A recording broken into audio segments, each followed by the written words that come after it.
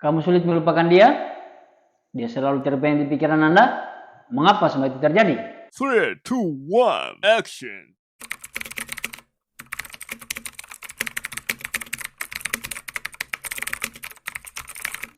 Konten kali ini saya akan membahas topik yang cukup familiar di kalangan para pemuda, para pecinta, bahkan para bucin. Topiknya adalah mengapa susah move on. Yang menarik, di konten kali ini saya akan mengelaborasi pembahasan susah move on dalam perspektif epistemologi. Banyak mungkin orang di luar sana yang terjebak dalam susah move on ini. Dan banyak juga yang terjebak dalam permainan-permainan perasaan sehingga sulit untuk melupakan someone atau seseorang. Namun yang menjadi pertanyaan, mengapa sulit? Mengapa susah? Why?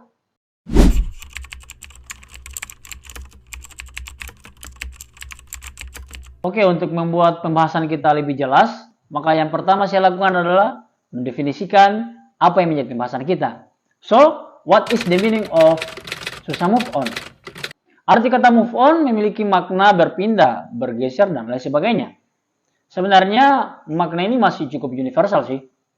Maka perlu kita spesifikkan atau partikularkan. Karena kita membahas terkait dengan relationship, maka move on ini memiliki makna susah berpindah dari orang lama pada orang baru.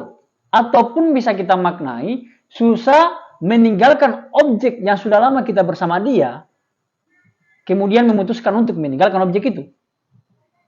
Namun, karena ada predikasi kata susah, ataupun kita memasukkan kata susah pada kata move on ini, sehingga secara keseluruhan, susah move on memiliki makna bahwa susah meninggalkan orang lama menuju pada orang baru.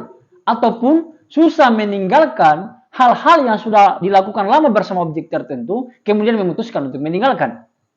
Mungkin juga bisa kita maknai susah move on itu adalah susah melupakan someone atau seseorang. Namun yang menjadi pertanyaan adalah, mengapa sulit? Mengapa susah? Why?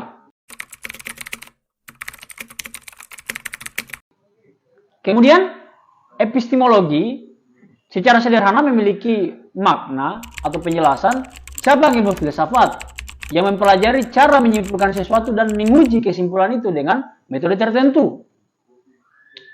Ada beberapa muatan dalam epistemologi. Pertama misalnya kita bicara sumber pengetahuan, alat pengetahuan, tahapan pengetahuan, dan sampai pada kriteria kebenaran. Namun ringkasnya, di konten kali ini, saya akan mengangkat satu sub pembahasan dalam epistemologi, yaitu instrumental pengetahuan atau alat pengetahuan. Nah, yang sekarang yang menjadi pertanyaan adalah, apa sih alat pengetahuan itu? Nah, alat pengetahuan ada dua. Pertama adalah indera, yang kedua adalah rasio atau pikiran. Yang menjadi pertanyaan adalah, bagaimana hubungan alat pengetahuan dalam epistemologi dengan susah move on?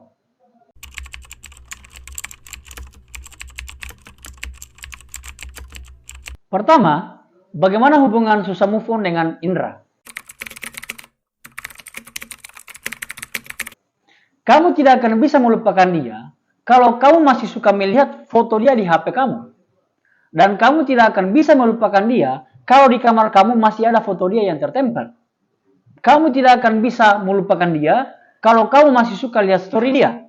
Dan kamu tidak akan bisa melupakan dia kalau kamu masih suka stalking dia. Jika kamu masih melakukan semua itu, maka hal inilah yang membuat kamu susah untuk move on. Kenapa? Karena secara konseptual, tangkapan indera akan diolah oleh pikiran. Sehingga pikiran ini akan mengimajinasikan pengalaman-pengalaman apa yang dilihat oleh indera. Misalnya, pengalaman romantis ketika bersama kamu, atau bersama dia, pengalaman humor ketika bersama dia, dan pengalaman-pengalaman indah ketika kau bersama dengan dia.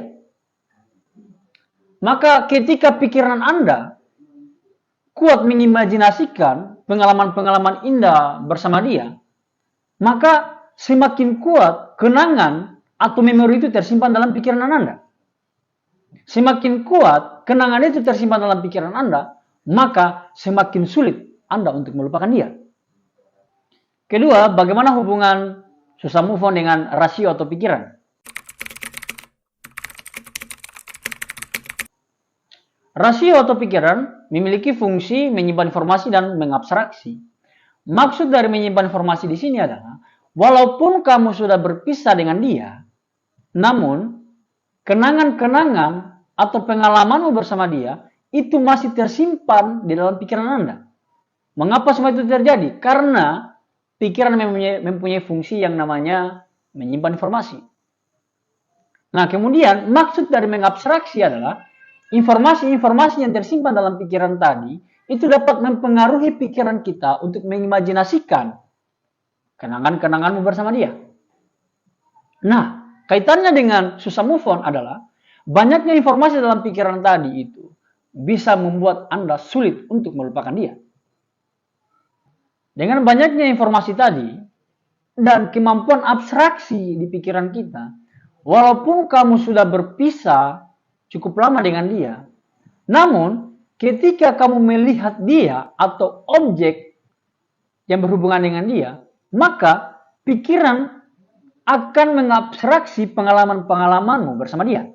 Misalnya tadi, pengalaman makan bersama, pengalaman humor, dan pengalaman yang berhubungan dengan yang bisa menimbulkan rasa-rasa kenyamanan itu ada. Nah, dari abstraksi-abstraksi inilah sehingga dapat memungkinkan munculnya benih-benih rasa suka kembali. Layaknya jaring laba-laba. Ketika kau melihat dia, maka seolah-olah dalam pikiran akan terjaring pengalamanmu bersama dia.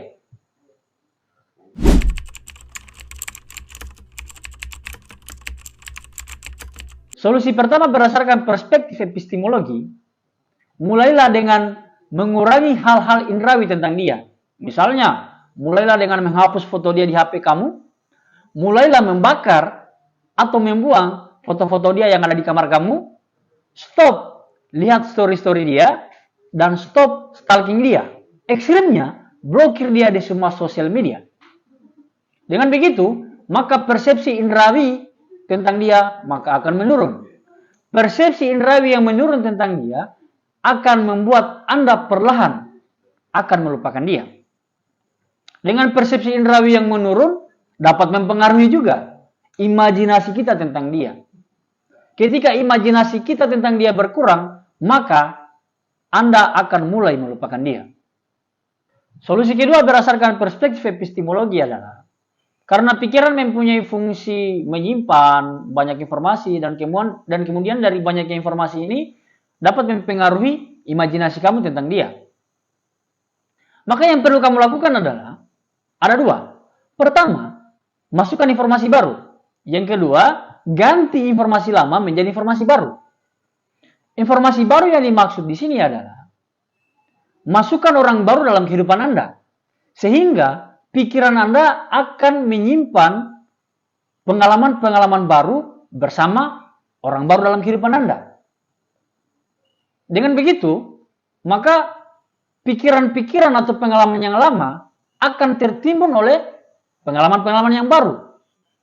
Maka dari sini, pengalaman lama atau informasi-informasi lama tadi bisa hilang dalam pikiran Anda. Dengan begitu juga, maka pikiran Anda akan terbiasa atau Anda akan terbiasa dengan kebiasaan yang Anda lakukan sekarang. Kenapa? Karena kebiasaan-kebiasaan lama sudah tergantikan oleh orang baru. Dan orang baru ini akan mengisi pikiran Anda dengan informasi baru dan pengalaman baru.